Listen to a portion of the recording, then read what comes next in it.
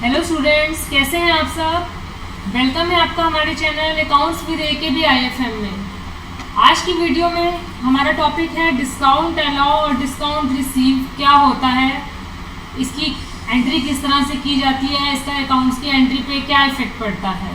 तो इसी के ऊपर आज हम बात करने वाले हैं।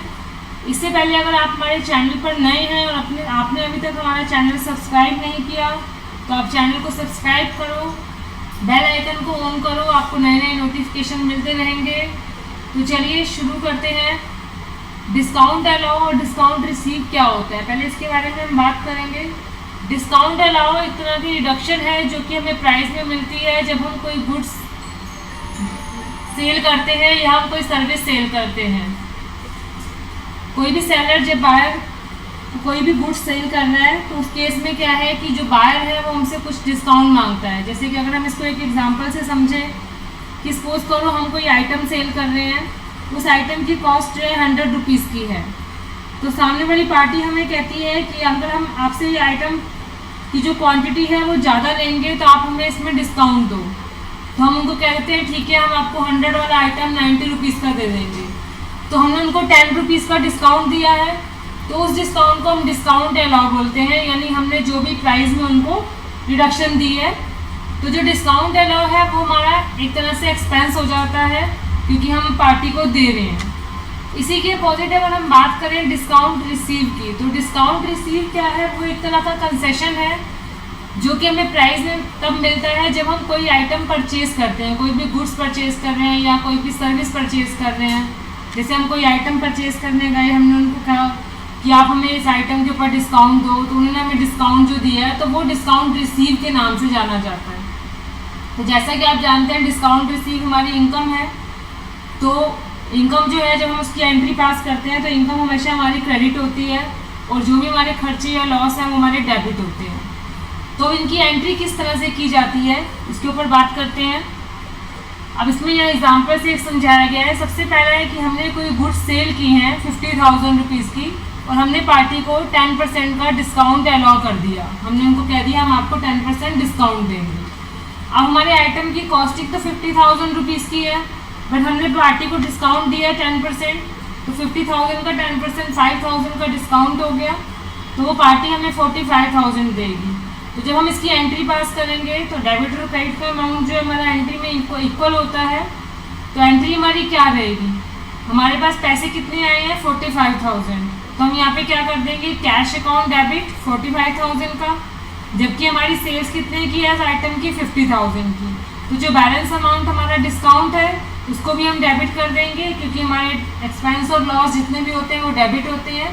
तो हमारी एंट्री बन जाएगी cash account debit 45,000, discount account debit 5,000 और सेल्स हमारा हो जाएगा 50,000 से क्रेडिट।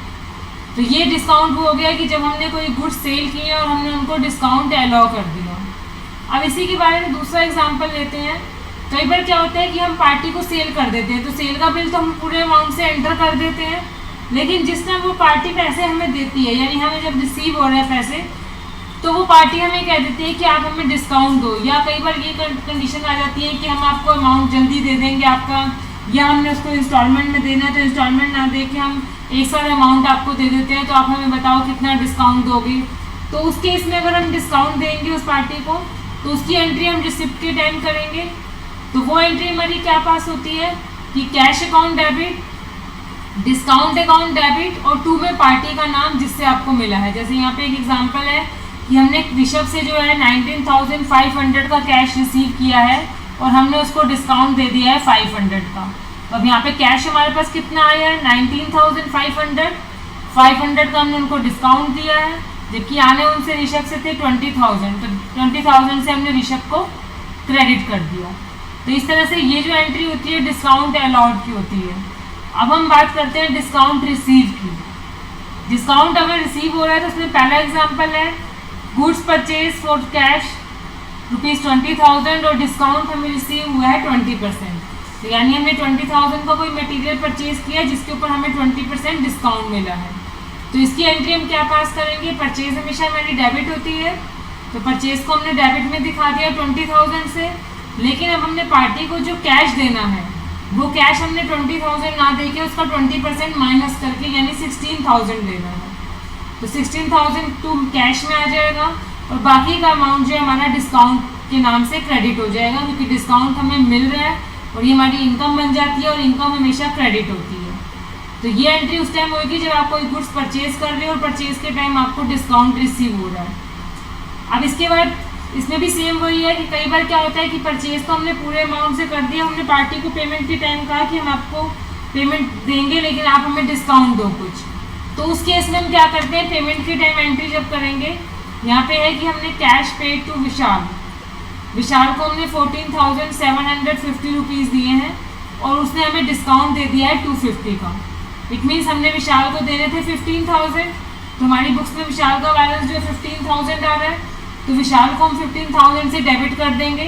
बट हमारे पास से जो कैश गया है हमारी बुक से वो 14,750 का गया है, तो कैश को हम इतने से क्रेडिट कर देंगे और बाकी अमाउंट जो हमारा 250 का है वो हमारा डिस्काउंट में आ जाएगा। तो यहाँ पे डिस्काउंट को हमने क्रेडिट कर दिया। तो इसी तरह से हमारी डिस्काउंट अलाउड और डिस्काउंट रिसीव की एंट्री होती है। चाहे आप इस एंट्री को टैली में करना चाहें, चाहे इसको मैनुअल करते हैं, इसका प्रोसेस हमेशा सेम रहेगा कि क्या डिस्काउंट को डेबिट कब करना है और क्रेडिट कब करना है। तो इसी तरह की और नॉलेज के लिए आप हमारे साथ जुड़े रहिए और आपको वीडियो कैसी लगी ज़रूर बताइएगा, और अगर आपको अच्छी लगे तो लाइक करके आगे शेयर भी करना ताकि आपके फ्रेंड्स को भी जानकारी मिल सके। Thank you.